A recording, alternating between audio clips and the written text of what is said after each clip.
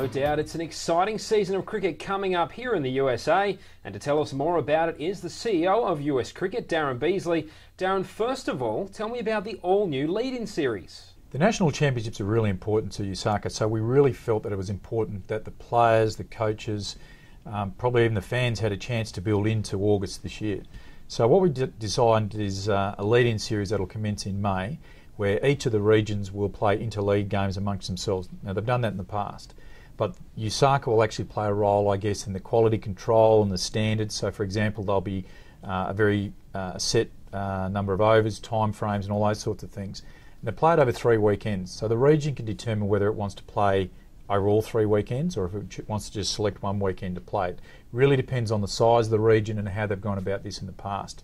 But what we're hoping is that not only will it give umpires and coaches, as I said, an opportunity to prepare, but equally as important, it'll start to get the word out there that the Nationals are coming and hopefully get a bit of momentum building up within the media, just within the fan base itself. There must be plenty of cricketers all over the States pretty keen to get back out on the park. What do they need to know about this upcoming season? Yep.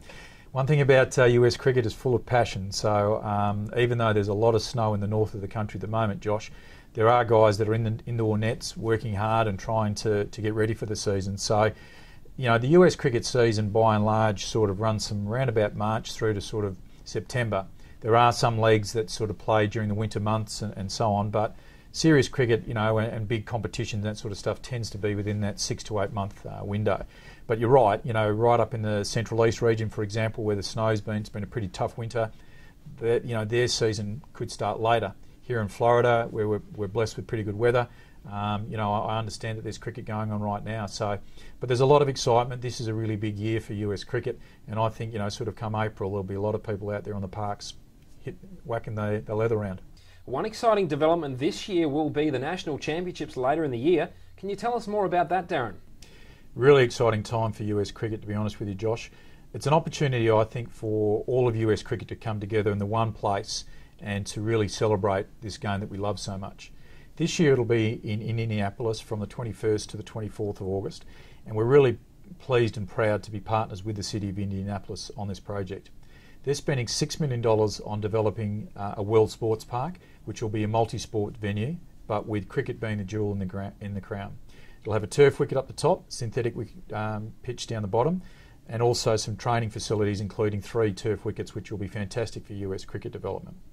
On the playing side of things, the 8 regions will all be represented, and they will compete in a T20 format. They'll be playing every morning and every afternoon over the 3 days in 2 conferences, Western Conference and an Eastern Conference.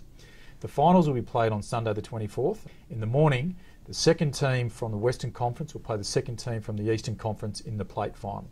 The major final in the afternoon will be played between the top of the Western Conference and the top of the Eastern Conference. And we think, from what I've seen in the time that I've been here, it's going to be a fantastic game of cricket and will really showcase our sport to a pretty wide audience.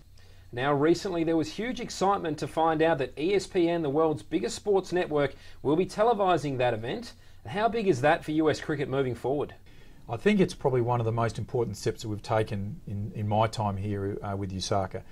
The reason I say that is because ESPN as an organisation understands the power of cricket, and whilst cricket is a developing sport in this country, as we all know, it's the second biggest sport in the world. So ESPN have made a decision to help US cricket at a domestic level to get up and running, and to have a broadcast on ESPN3, 85 million homes throughout the country, is enormous for us. I think it'll also bring a level of professionalism to our sport that will really help us take that next step. So the one thing that I'm really confident of is the standard of cricket in this country has always been very good. So I know that the product that's going to go onto ESPN will be very engaging and very exciting, and I think we'll get a lot of people that may be new to the game to really appreciate just how exciting T20 can be.